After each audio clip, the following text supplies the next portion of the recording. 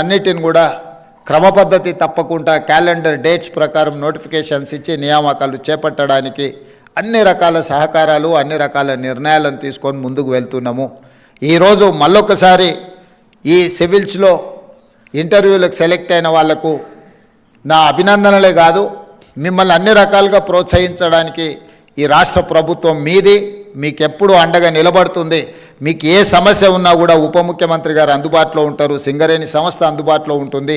ఢిల్లీలో కూడా రెసిడెంట్ కమిషనర్కు నేను తెలంగాణ భవన్ రెసిడెంట్ కమిషనర్కి కూడా నేను ఆదేశాలు ఇస్తాను.